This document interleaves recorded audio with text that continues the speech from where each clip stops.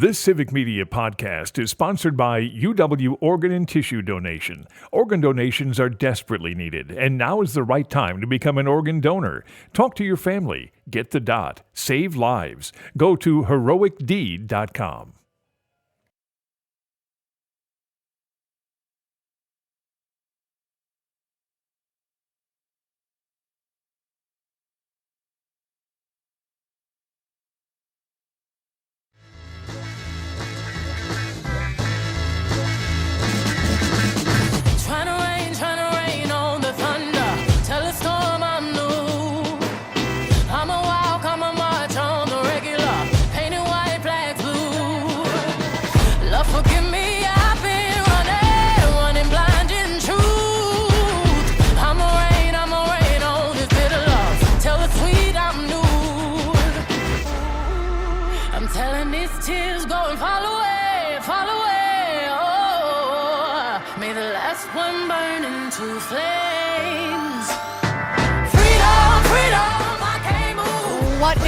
Wisconsin and beyond. How y'all doing? Happy Hump Day Wednesday, everybody. I'm Maggie Daun. You're listening to the Maggie Daun Show here on the Civic Media Radio Network. I got Cardi with me on the board today, 855-75-CIVIC. That is 855-752-4842. Cardi, you ever have one of those days where, like, there is so much happening, you almost can't organize your thoughts? I'm kind of having one of those days a little bit. Yeah, like, just so much going on. And, you know, as I was getting ready for the show today, I happened to hear a little advertisement on the radio, right? And apparently it is holiday season, and that means, my friends, that the McRib is back at McDonald's, y'all. Every year the McRib around holiday time. So I had to ask everybody, to each and every one of you out there, like, do you have a thing that you know is not good for you and you love it anyways from a fast food joint? Because I'll tell you, like, I am McRib guilty. It's not a rib. It's like ground up rib meat made to look like ribs. I mean, it's ridiculous, right? But you give me a McRib sandwich on that long bun with like a ton of onions. I also like to add the pickles onto my McRib. Like, that sandwich is delicious, and yet it does not bear any resemblance to actual ribs. I mean, they shape them to look like ribs, but there's no bones. I mean, the whole thing is weird, isn't it? That goes into that 3D printing food thing, that's crazy. It's insane. What? Yeah. They can print food, Cardi? Yes. Tell me this isn't so. Yes, they can actually 3D print food for consumers to use and to intake. It's insane. You mean you can eat actual print? Does anybody understand 3D printing? I mean, I'm sure there are some very smart people out there. I'm going to have to do some reading about this. Maybe we'll talk about the 3D food tomorrow or on Friday. Sure, yeah. And like 3D printing writ large. I'm like, how do you 3D print a gun? But you can do it. You can 3D print basically like anything. Can we 3D print houses? Is this like the solution to everything? Yeah. But back to the McRib. What a troubling sandwich it is, and yet I love it, folks. If you want to have a laugh and tell me what your favorite guilty pleasure fast food is, 855-75-CIVIC, 855-752-4842. Now, Cardi, other than 3D printed food, do you have a fast food guilty pleasure, or are you real good about staying away from the fast food? Okay, so I do try to stay away from fast food. I try to eat healthy, but then there's Chick-fil-A. So I live like literally 2 blocks away from that, and they're advertising a sandwich. So what's your favorite Chick-fil-A sandwich? The spicy chicken sandwich is my favorite one, and the tenders always get me. Yep. I'm a spicy chicken sandwich fan. Like, if I'm gonna get a chicken sandwich, like, give me the spicy chicken sandwich. Right? Otherwise, like, it's no point. The plain old chicken breast, like, that's no good. That does not taste good. Give me the spicy chicken sandwich. Yeah, if you live two blocks away from a Chick-fil-A, that is just a recipe for disaster. Agreed. At least Chick-fil-A food looks like the food that you're supposed to be eating. I mean, the McRib, I guess, technically looks like the food. Yeah. But that's because it was shaped into a mold. I mean, if you have to mold your maybe food, it was 3D printed. I don't know. That's what I'm gonna go with. I love that McRib. We got a texter from the 608 also weighing in that they are on the bandwagon from the McRib, y'all. Let's go. Michaela from West Bend telling us, yeah, they can 3D print houses too. It spits out a kind of concrete mix instead of the plastic. She is also a fan of the Shamrock Shake. Oh, so yeah. Wait, does that mean that they can? So are they 3D printing with concrete with the food too? Then, or like that would be insane. I listen. I appreciate Cardi bringing up the 3D printer because I love homework assignments. I neglected to respond to my homework assignment that was given to me by a listener on Monday about rounding up at grocery stores and things. I have completed my homework assignment. We're going to talk about that today. I got Christina Reynolds from Emily's List. She's going to join me at 3:30, y'all. Keep your fast food guilty pleasures coming in 855-75-CIVIC, 855-752-4842. I've got a list of fast food guilty pleasures. We'll get to that. Maybe we'll hear more from Cardi. I want to hear more from you. 855-75-CIVIC, 855-752-4842. Gotta have a little fun at the top of the show today. But we got Christina Reynolds from Emily's List. We're going to talk about how to keep your spirits up in this post-election moment that we're in. We got 4 years of Donald Trump coming up. We're in the midst of all this craziness about his appointments, all that kind of stuff. We're going to talk about that. We're going to have some very specific things to help keep you resilient and fighting and engaged, even when the news is difficult. There's a lot to learn from that. And then I'm going to talk a little bit today about incompetency in government and how do we diagnose that? How do we see that? How do we know when government is screwing up? And I'm going to talk about the idea of cognitive biases and how we consume information and how that might inhibit us or make it harder for us to actually figure out when government is doing what it's supposed to be doing. All of that coming up today. But let's get back to the most important business of the afternoon, and that is, what is your guilty pleasure fast food? I have to admit, this came to front of mind because the McRib is back, y'all, and this lady is a fan of the McRib. Mary from Tosa saying she likes to eat healthy ice cream at home, but she loves the malts at fast food joints. John from Hubertus, if you were committed to health, rather than eating that fast food, Maggie, you would not know what the McRib tastes like. I don't. Listen, I'm committed to health. I'm a lifelong athlete. I work out. I do watch what I eat. But a guilty pleasure is just that. You're eating something that you know you shouldn't. Hence my question, what is the guilty pleasure fast food? We all have them. Somebody mentioned the Shamrock Shake, and Tyler chiming in, yes, I love a little Soylent Green with a side of fava beans served with a nice picante. I appreciate the joke, Tyler from Wisconsin Rapids.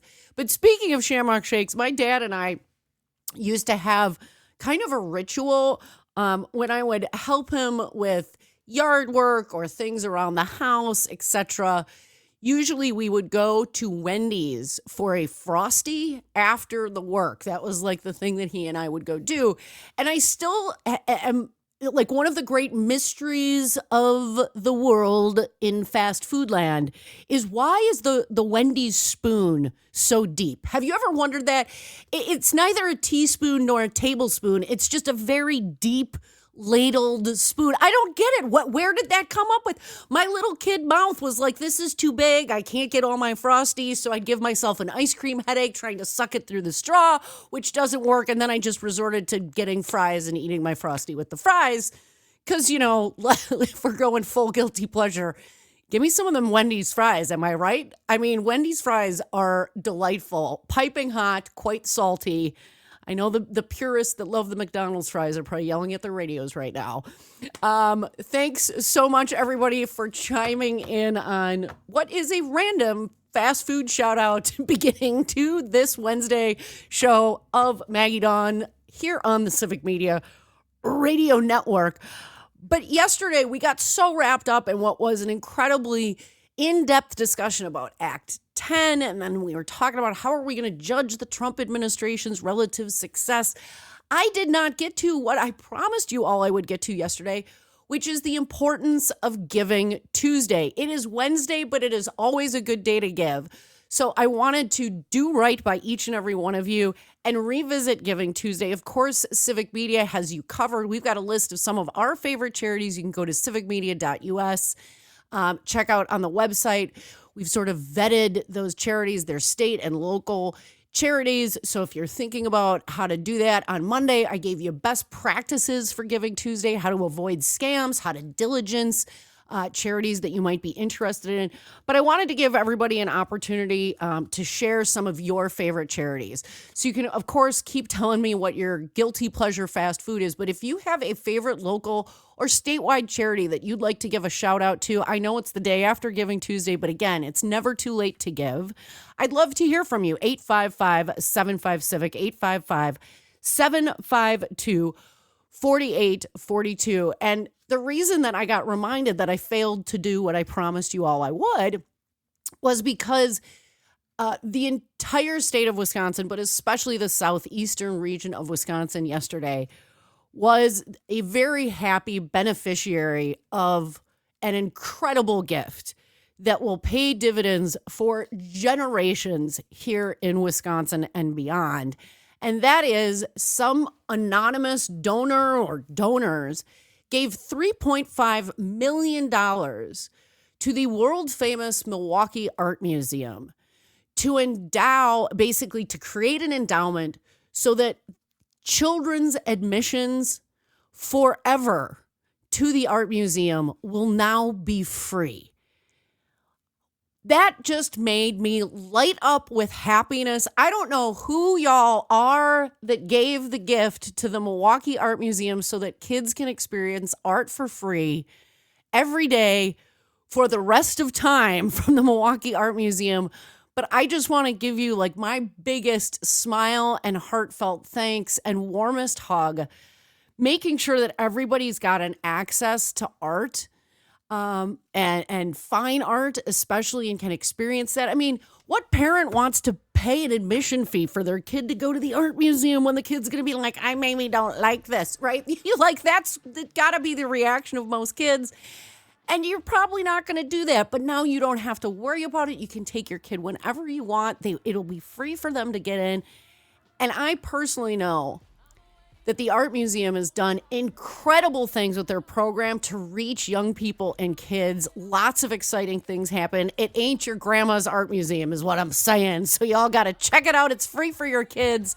Happy holidays from that amazing donor or donors in Milwaukee. When we come back, I'm going to tell you a couple of my favorite charities. You can get yours in as well. 855-75-CIVIC, 855-752-4842. It's Giving Tuesday, the extended play version here on the Maggie Daun Show on the Civic Media Radio Network. Keep it locked. We'll be right back. You're listening to Civic Media. You can tune into any of our live shows on any radio station across the state with the Civic Media app. Find us in your phone's app store and listen anytime, anywhere.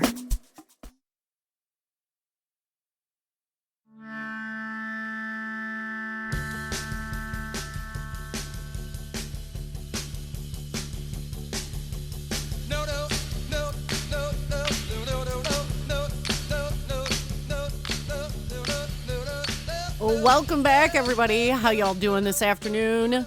My name is Maggie Daun. You're listening to the Maggie Daun Show here on the Civic Media Radio Network. Thanks for playing along with me. A couple of chuckles to kick off a Wednesday afternoon with each and every one of you. But until the bottom of the hour, when we're going to be joined by Christina Reynolds from Emily's List, I wanted to extend Giving Tuesday and make it, the long play, the EP version of Giving Tuesday bleeding into Wednesday here, and give everybody the opportunity to give a shout out to some of your favorite charities. And I had a little bit of homework to do myself because one of our callers or texters, I can't remember which, on Monday asked me about rounding up at grocery stores. So I'm going to explain how that works. Is that actually just some tax avoidance scam by grocery stores? Does it have a meaningful impact?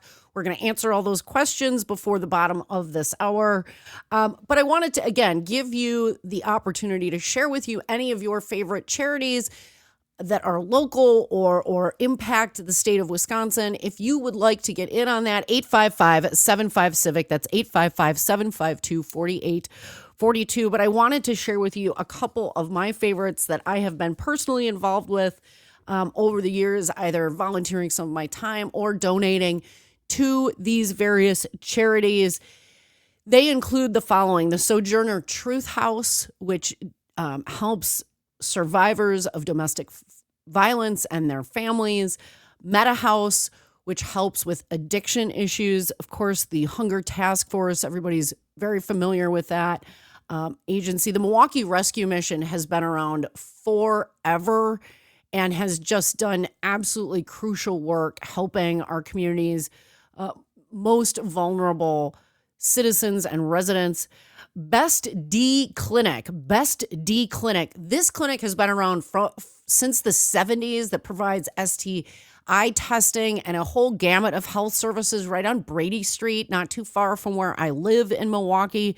The Urban Ecology Center here in Milwaukee is absolutely fabulous. And I have to give a shout out to Courage MKE. This is an LGBTQIA plus organization that helps young teenagers who frequently, again, face various challenges if they are in the LGBTQIA plus community. Certainly, it looks that they will be facing even more challenges after the Supreme Court decides the transgender rights case that was argued to it today. But if you would like to shout out a charity, or again, you're free to share a food guilty pleasure if you would like as well, all available for your comments. 855-75-CIVIC, 855-752-4842. Greg from Waukesha, what would you like to share this afternoon, friend? Hi, Maggie. I can't hear you, so I'm assuming that I'm on for some reason. Now I can. Pumpkin pie is my guilty pleasure food. I don't know why it's a guilty pleasure, because pumpkin is actually healthy for you in small doses. But my charities, I just want to name two, and they both deal with disabilities really quickly. One of them is ARCH, the Association for the Rights of Citizens with Handicaps. And the reason I want to talk about this one, Maggie, is this one was an organization I became involved with in high school, and they were recently announced as Waukesha County's Small Nonprofit of the Year. But that's not why I'm passionate about them. Arch taught me, and you know, Maggie, I'm totally blind, but yep. Arch taught me that we all have abilities and disabilities, and that differences are good, and that stereotypes are bad. And if we all just treated each other equally and accepted each other, we don't have to agree with each other, which is something I think you preach, Maggie. We don't have to agree with each other. We just have to accept each other. And yes. And so I did, and it helped me with my public speaking about that in high school. And I still speak about that to this day. And then the other one, just real quick, and by the way, the website for that one is archchangeslives.org, archchangeslives.org, and it stands for the Association for the Rights of Citizens with Handicaps. And the H is small because the handicaps are minimized. The other one I was on the board of directors for was Good Friend Incorporated, and they do transition films and help people who have autism, and they try to spread the message that people with autism are just like anybody else. And right now they're working on a film to show to people who are employers, to show to people, because we need employers to know that people with disabilities can work well in our workforce, people with autism, people with, other sorts of disabilities. So totally agree, Greg. And I think that advocacy is all the more important in this moment, right? Huge moment with Donald Trump coming in. We're going to have to stand up to the forces that will try to create a less equal environment for folks with disabilities. Stand up for all of our friends, neighbors, and loved ones. Want to give a couple shout outs. Let's see. Matt from Germantown, Walk to End Alzheimer's in Washington County especially. He's the co-chair. Thanks so much for sharing, Matt. Mary from Tosa, Our Space Inc., a Milwaukee psychosocial center that supports folks diagnosed with psychiatric diagnoses.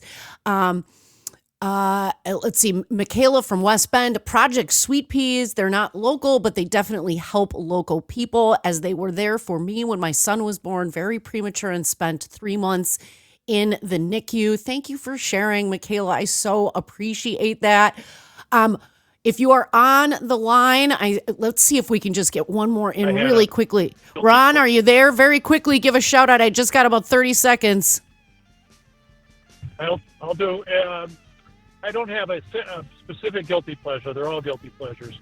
But regarding the McRib, is it true? It's urban myth, or just is it true that it's really not the fruitcake, but the McRib that there's only one of? I love it. More homework assignments for me. Thank you, Ron. We're going to find out what's in the McRib. We'll report that out tomorrow. We got Emily's List, Christina Reynolds coming up next. Keep it locked right here on the Civic Media Radio Network.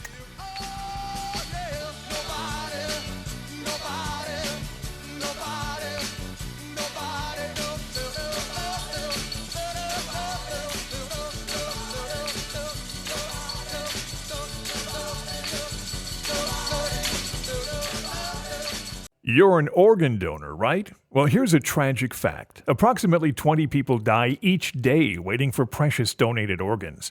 You could make a life-saving decision simply by getting that important dot on your driver's license. That little dot shows those who need to know that you've made a decision to donate organs at a critical time. Go to heroicdeed.com to learn more about the importance of organ donation and how you can make your wishes known. Talk to your family. Get the dot. Save lives. heroicdeed.com.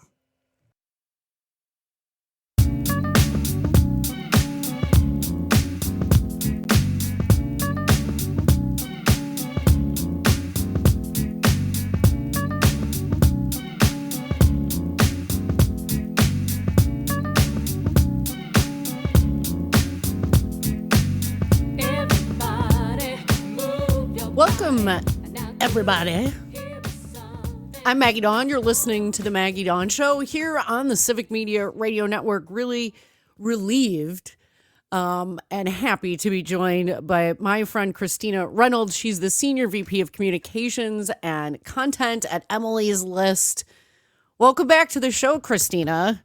We have some things to talk about. Yeah, it's been a minute. It's been a minute. We sure do. Happy to be back. Happy to have some things to celebrate and some things to talk about and figure out moving forward. Yeah, I ran into a really good friend of mine randomly last evening, and he was basically asking me like, hey, Maggie, can you tell me something to make me feel better? That's what he asked me, more or less. And I said, yes. And we went through a whole bunch of things. Right. And we're going to talk about those today, Christina, because while it may seem or feel like the winter is coming, right, or has arrived, there are very good reasons for hope and optimisms, and there are infinite reasons to continue the fight. So let's just kind of step back. You worked both on Hillary Clinton's campaign, and obviously you've been very involved in trying to elect Kamala Harris. How are, just personally and as a friend, like, how are you doing, Christina? Are you okay? Yeah, it's tough. There are a number of things that are frustrating about it. Frustrating is the G-rated word I will use for the show. For radio, the FCC, yes, and we appreciate that, yes. Right. There are a number of things that are tough about this. The first is there will be a legitimate real-world impact. Yes.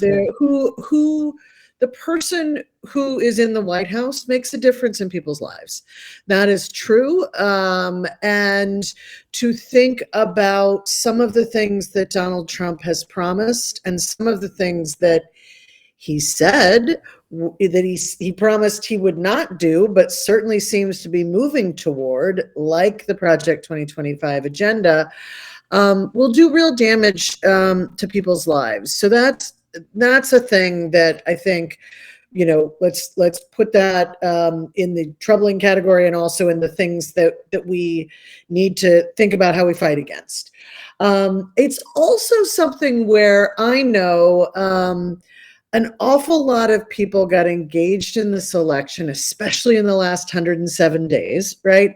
Yes. A lot of people felt that hope that I think we realized we had not been feeling through a lot of the cycle. A lot of people got engaged in ways they hadn't before.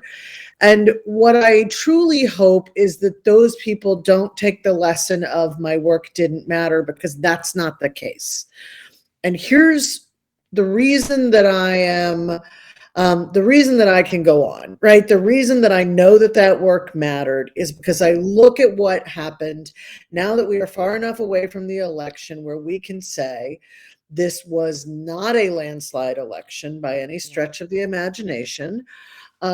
This was not just a close election, but we're going to end up with the tightest House margin in modern history, which is very important.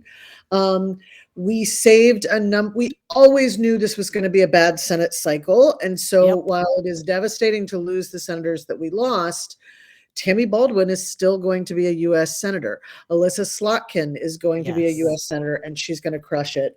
The same with Angela Alsobrooks and Lisa Blunt Rochester. Jackie Rosen is still going to be a U.S. Senator. And those women, not only are they going to make history, because they will, this will be the first time, sad we have to celebrate it, but this will be the first time that we have two black women at the same time in the Senate. Yay! Correct. We have now doubled the number of black women who are actually elected to the Senate.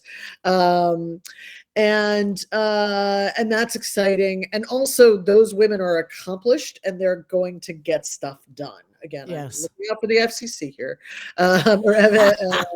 for you, Maggie. But so we have made some progress in some important state legislatures, in some important Supreme Courts. And I think you all see in Wisconsin why those state Supreme Courts matter, because of the election of Janet Prasewicz and other Democrats to the Supreme Court. You were able to draw fair lines in the Wisconsin legislature. And so what we saw was progress. Haven't flipped it yet, but we're gonna, right? We are on path to do that.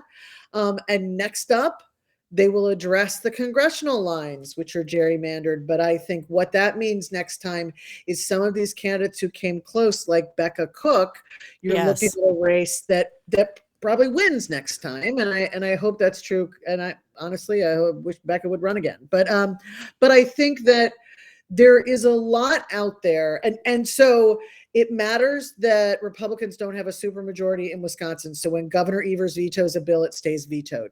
That is the case in North Carolina as well. We broke the supermajority in part of the legislature, but that's enough that when our newly elected Governor Josh Stein vetoes a bill, it stays vetoed. And those things matter. The idea that we can look at and protect our rights at different levels of the ballot, that we can have people who do the work that we know that Democrats do in office, still there, still fighting for us, matters. And sometimes you don't have to take it all the way over to actually make a difference. In Virginia, in 2017, after we had that devastating loss in 2016, in 2017, the Virginia legislature came very close to tying, but they very nearly flipped the legislature to Democrats, not quite, and they still expanded Medicaid to, I believe, 400,000 Virginians. Those are people who didn't have health insurance and suddenly did. All of these things make a difference. And honestly, we are seeing right now, Donald Trump's going to do bad things, and I can't I can't stop some of them. Right. But what I can say is we have already seen Matt Gaetz go down as a nominee. I think we are in the process of watching Hegseth go down. Yes. Right. I think that will happen. We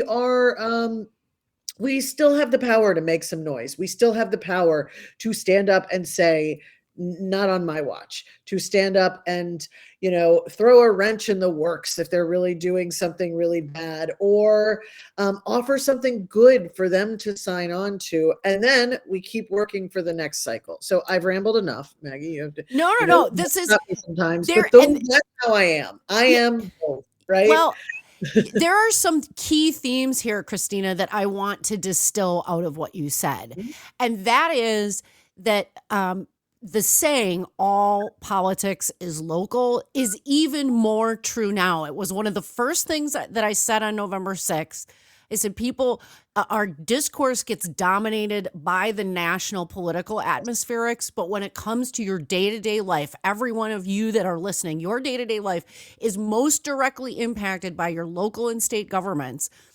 That matters, and these are places where you see, especially in the state of Wisconsin, I think much more responsive government, and frankly, Democrats making many more inroads. We have a hugely important Supreme Court election in the state of Wisconsin in April coming up. So the fight continues exactly tomorrow. Yes. So that's theme one I hear from your comments, yes, Christina, which I totally and fully endorse. And here's theme two that I hear. Do not forget how thin these margins are, yes, and how close control is in these various states. Wisconsin's state government is more Democratic today as I speak to each and every one of you than it has been for nearly 15 years, since Scott Walker's arrival on the state scene. That is an improvement, and it is material.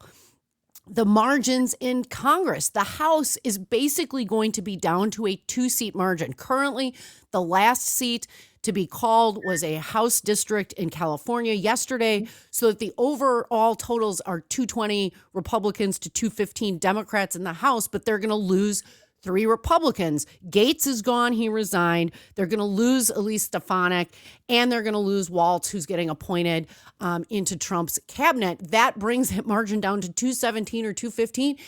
Holy cow, if one of them or two of them stay home or don't show for a vote, that's how thin it is. And I think people remembering, one, all politics is local. Pay attention in your own backyard. Get involved there. You can feel the impact of your work immediately. And two, if you look at how close the margins are, very, I think, focused, concerted group effort in certain ways can have that impact because the margins are so thin. So yes, almost now more than before, people's work, the fight, I think you're going to be able to see impact in a more immediate way because of how, frankly, divided and close the margins are across all levels of government, including in Wisconsin state government. That's absolutely true. And I think it's a really important point. Watching Gaetz go down, watching what I hope will be Hegseth, yes, to switch here. No votes had happened yet. We had not seen a massive outcry. I mean, we'd seen outcry, certainly, but we had not seen a massive organizing effort. So just wait until we've all had our little rest. Like, we're ready, Yes. We know where to engage and what to do, because the reality is when the margins are that close, the Republicans are going to have to listen to the people in their district. And they know in many of these cases, there's a reason why midterms are often bad for the incumbent party, yep, and the party that has the White House, because you have to answer for what the White House does. Correct. Voters are not going to be able to hold Donald Trump accountable for what happens in the next 2 years, but they will be able to hold their member of Congress accountable. And we intend, I know from an Emily's List perspective, on helping recruit and helping get up and running the candidates who are going to put pressure on them So do we hope, we hope that enough of them do the right thing, that sometimes we'll get good stuff through, or we'll at least stop some bad stuff. And where we don't, we're going to hold them accountable at the ballot box. Shine the bright light. Yep. And we don't need that many seats to flip it and really be able to take charge. Thank you for extrapolating like the what's next, or so what do those two things mean, Christina? Because that's exactly where my head was going. Yeah. When the margins are small, it means that they can do, all else being equal, it actually constrains some of the crazy. I frankly think Hegseth going down, which I almost guarantee is going to happen. Saw a rumor on X right before I hopped online that his meeting with Josh Hawley, scheduled for tomorrow, was actually canceled with no reason given. If they're canceling meetings with senators, it means nearly certainly I think Hegseth is gone. I think Gates being gone. That's some of that impact that we're seeing. It gets hard to defend bananas guano crazy when your margins are that small. You have to be listening. With the improvement in maps in places like Wisconsin, again, those margins shrinking in state government, you have to be more responsive. You have to be less crazy versus the way it was before. All that to the benefit of every single American, right? Yes. Republicans and Democrats. More responsive government is better for every single one of us. We're going to take care of some quick business. We're going to come back with Christina Reynolds. She is the Senior Vice President of Communications and Content at Emily's List. She worked on both the Harris campaign and Hillary Clinton's campaign. This woman knows how to be resilient and keep the fight going. We're going to talk more about what this means for Wisconsin. I actually pulled an essay that gives us some particular tactics to help us keep our backs up during the fight. We're going to share all of that and more when we come back. I'm Maggie Daun. You're listening to The Maggie Daun Show here on the Civic Media Radio Network. Do you have a question or comment for Christina or I? We'd love to hear from you. 855-75-CIVIC. That's 855-752-4842. Keep it locked right here on the Civic Media Radio Network.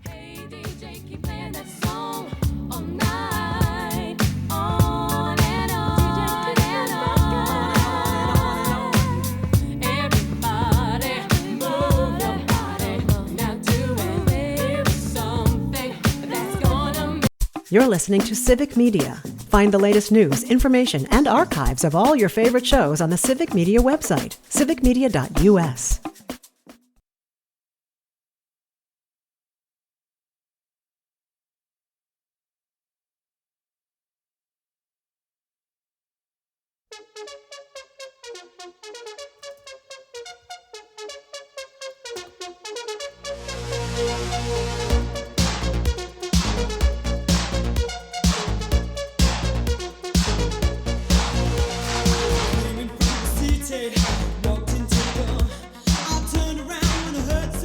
Welcome back, everybody. Welcome if you're just joining. Hope y'all are having a really good Hump Day Wednesday. I know I sure am. One of the reasons is because I've got a great guest this half hour. Her name's Christina Reynolds. She is the Senior VP of Communications and Content at Emily's List. She served as Deputy Comms Director at Hillary for America. You've done all kinds of cool things. Frankly, your list of jobs, Christina, makes me very green with envy in the best possible way. She's helping us all put where we are in this historical moment as a country and as a culture in context, because I think there are lots of reasons to be activated, engaged, and to have some hope for what is next. She is, of course, with Emily's List. Why is it so important in this moment, Christina, to continue Emily's List work, which is to make sure that pro-choice women are elected to office in all gamut of races, be that state Supreme Court elections, local judges, city councils, school boards, and of course, President of the United States? It's thank you for asking that, because I think the question that we've been getting a little more frustratingly is, well, maybe we just shouldn't, if sexism was something that hurt Kamala Harris, then maybe we just shouldn't nominate women anymore. And I have an answer for that, but let me give you the answer for your question, which is because government impacts our lives in a significant way, and the people who govern should look like the people they govern. The reality is, too often our issues are decided by a bunch of usually older, usually white, usually straight men. Yep. And that's I share some qualities with those men, but not all of them. There are reasons why in the history of this country, for example, we haven't spent as much money on research for health issues that impact women or impact people of color or so on, because they're not the ones sitting at the table. There's a reason why we have a maternal mortality crisis that was not addressed, and particularly a Black maternal mortality crisis that was not addressed until a group of Black women said, this is happening, and we need to do something about it. There's a reason why issues like childcare were addressed when women started addressing them, because the bulk of care falls on them. Why women are the ones driving the care economy questions. Yes. And so we need a government that represents us. And by represents us, I mean actually represents and is representative of the people that it governs.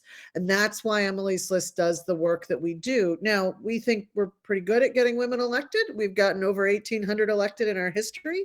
And we're ready to do some more. What we see is those women are the leaders who do amazing, amazing work across the country. You all in Wisconsin get to see Tammy Baldwin's leadership every day.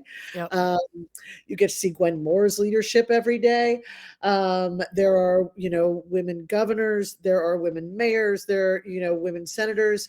So, Christina, take up that question that you kind of opened with, which was a different frame, because I've heard people say, Kamala ran on abortion and women Dems were running on the abortion question, and we can't get women elected clearly, and we shouldn't be running on abortion. And I actually think that is like a complete misread of actually what's happening.